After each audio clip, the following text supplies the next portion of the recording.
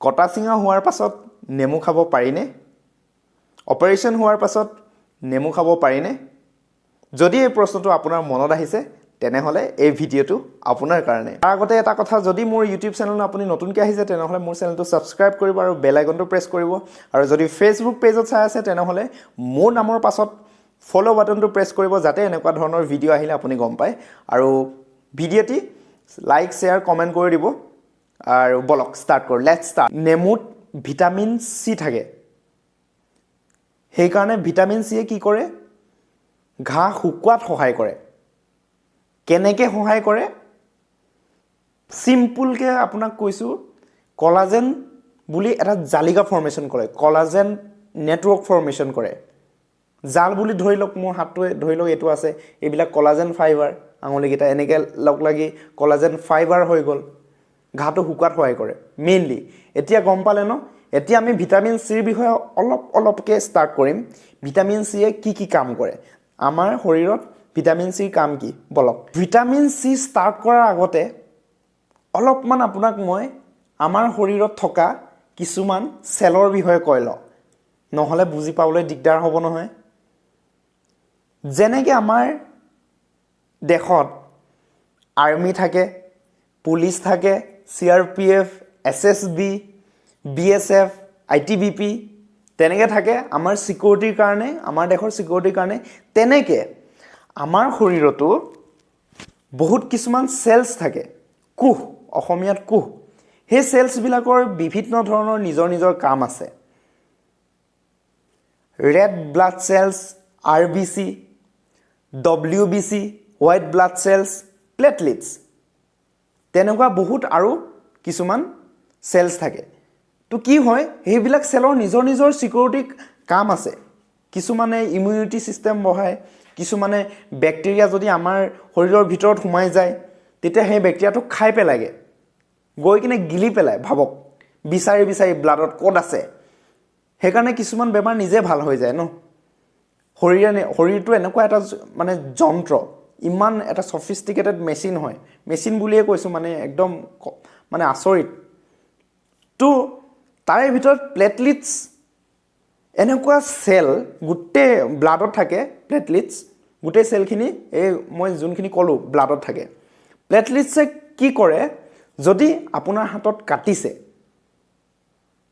কাটিলে কি হ'ব? ইয়াত থকা যোনবিলাক হীৰা আছে কাট খাই যাব, তাৰ পৰা তেজ ওলাব, হ'ল।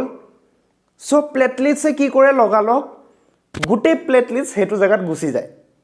আৰু ব্লাডত যিহেতু অলপ সৰু সৰু পৰিমাণৰ থাকে চবতে, তো যোনটো ওচৰত প্লেটলেটছ আছিলে সেই ঘাঁ হোৱা জেগাটোত গুচি গ'ল। এটা দুটা এনেকৈ লগ লাগে, পূৰা গোটেই প্লেটলেটছ লগ লাগি যোনটো ফুটা হৈ গ'ল আমাৰ, যোনটো কাটিলে, তাত ভিতৰৰ ফালৰ পৰা, হীৰাৰ ফালৰ পৰা গোট খাই যায়, তেজটো গোট খোৱাত সহায় কৰে। সেইকাৰণে চাবচোন, আপুনি মন কৰিছেনে? আপোনাৰ যেতিয়া হাতত কাটে তেতিয়া অলপ সময়ৰ পাছত ব্লিডিংটো বন্ধ হৈ যায়। কিহৰ কাৰণে বন্ধ হৈছে? প্লেটলেটছৰ কাৰণে। প্লেটলেটছে কাম কৰিছে নিজৰ, যাতে আমাৰ বডিৰ পৰা ব্লাডটো লছ নহয়, সেইকাৰণে প্লেটলেটছে নিজৰ কাম কৰিছে। সেই প্লেটলেটছক ভিটামিন চিয়ে কি হেল্প কৰে? ভিটামিন চিয়ে প্লেটলেটছবিলাকক এক গ্ৰুপ কৰাত সহায় কৰে, ইটোৰ পাছত ইটো, ইটোৰ পাছত ইটো, এনেকৈ। মানে এটা প্লেটলেটছ দি ক'ত হ'ব? চেলটো বহুত সৰু ন, তো ঘাটোতো বহুত ডাঙৰ হ'ব কাটিলে, তো একদম গ্ৰুপ কৰাত সহায় কৰে। তো ভিটামিন চিয়ে বহুত হেল্প কৰে তাত। কিছুমান ৰিয়েকশ্যন হয় তাত, সেইখিনি ক'বলৈ যোৱা নাই, যিহেতু মোৰ চেনেলত সকলো মানুহৰ কাৰণে এই চেনেলটো, এই ভিডিঅ'টো, যাতে সকলো ধৰণৰ সকলো শ্ৰেণীৰ মানুহে বুজি পায়, সেইকাৰণে সহজ ভাষাত কৈছোঁ, মই টেকনিকেলি যাব খোজা নাই। ভিটামিন চিয়ে কি কৰে? যেতিয়া আমি আইৰণ খাওঁ, যদি আপোনাৰ ব্লাড কমিছে, ডাক্তৰৰ ওচৰত গ'লে ডাক্তৰে আইৰণ চিৰাপ, টেবলেট লিখি দিব। সেই আইৰণ চিৰাপ বা টেবলেট যেতিয়া মানে পেটৰ ভিতৰত যায়, পেটৰ পৰা সেইটো ব্লাডত সোমাব লাগিব। সেই সোমোৱাওঁতে ভিটামিন চিয়ে হেল্প কৰে। মই এইটো কোৱা নাই যে আইৰণ অকল চিৰাপ বা টেবলেটতে থাকে। আইৰণ খোৱা বস্তুত, বহুত কিছুমান খোৱা বস্তুত পায়, আপোনালোকে জানেই, বহুতে জানে, চবেই জানে অলমষ্ট। মাংসত আইৰণ থাকে, সেউজীয়া শাক পাচলিত থাকে, সেইবিলাক খালে তাৰ পৰা আইৰণে ওলাইগে ন গুৰি হয় তো সেইটো কথা নেক্সট ভিটামিন সি যদি আপুনি একদম দৰকাৰী পৰিমাণত যদি নাখায় তেতিয়া স্কাৰভি বেমাৰ হয় বুজি পাইছে না সৰুৰে পৰা শুনিছে চাগে স্কাৰভিটো তাৰ বিষয়ে ডিটেইলছ নকওঁ মই এতিয়া আপুনি কেতিয়াবা নিজক মন কৰিছেনে কেতিয়াবা দাঁতৰ পৰা কামৰ পৰা কিছুমান মানুহৰ বা আপোনাৰ কেতিয়াবা যদি ওলাইছে তেজ ওলায় সেইখিনি ভিটামিন সি ডেফিচিয়েন্সিৰ কাৰণে হয় ম্যাক্সিমাম আৰু সব ক্ষেত্ৰতে নহয় কিন্তু ম্যাক্সিমাম কেজত ভিটামিন সি ডেফিচিয়েন্সি থাকে মানে ভিটামিন সিৰ অভাৱ ঘটিছে সেইকাৰণে আপোনাক চুপি চুপি খাবলৈ দিয়ে কিছুমান টেবলেট ডাক্তৰে সেইখিনি ভিটামিন সিয়ে হয় আৰু ভিটামিন সিৰ বহুত ফাংচন আছে আজি আপোনালোকক মই এই ভিডিঅ'ত ভিটামিন সি বিষয়ে আৰু বেছি নকওঁ বহুত মানুহৰ ভুল ধাৰণা আছে কটাচিঙা হোৱাৰ পাছত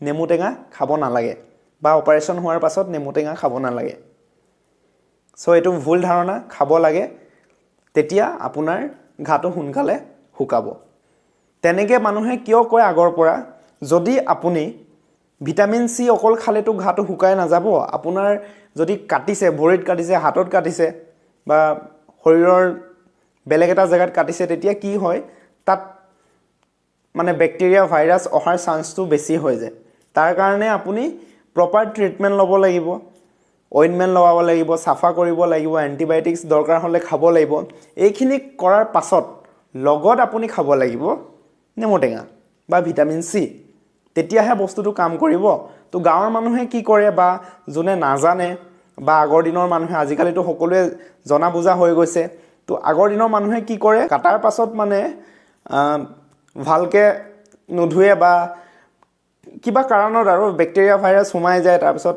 নেমু টেঙা খাই দিয়াৰ পাছত হেতু পকিবলৈ আৰম্ভ কৰে মানে তাত ব্যাকটেৰিয়া ভাইৰাছ সোমাই আমাৰ বডিৰ সেল বিলাকে ইহঁতৰ লগত যুদ্ধ কৰে তাত মৰামৰি হয় তাৰ পাছত ফৰ্মেশন হয় বডিয়ে তাক সোমাবলৈ নিদিয়ে একদম বাহিৰৰ উলিয়াবলৈ চেষ্টা কৰে সো বইল টাইপ ফৰ্মেশন হ'ব ইহঁতৰ মাজত যুদ্ধ হয় তেতিয়া ভিটামিন সি খাই দিলে তাতে ফাইবাৰ যোনটো কোলাজেন ফৰ্মেশন হ'বলৈ চেষ্টা কৰিব তাৰে ওপৰত সো বস্তুটো সিস্টেমেটিক্যালি নহব খেলিমেলি হৈ যাব সেইকাৰণে বইল টাইপৰ হৈ যাব বগা বগা হৈ যাব বা ব্যাকটেৰিয়া মাল্টিপ্লিকেশন হৈ যাব বংশবৃদ্ধি কৰিব সেইকাৰণে এনেকুৱা হয় সো এইখিনি বুজি পালে সকলো টেঙা হলে যে ভিটামিন সি থাকিব তেনেকুৱা নহয় দৈও টেঙা হয় তাত ভিটামিন সি নাথাকে তাত বেলেগ থাকে তো সেইকাৰণে সব টেঙাই ভিটামিন সি থকাটো নুবুজায় হেতু মনত ৰাখিব যিকোনো টেঙা খাই নিদিব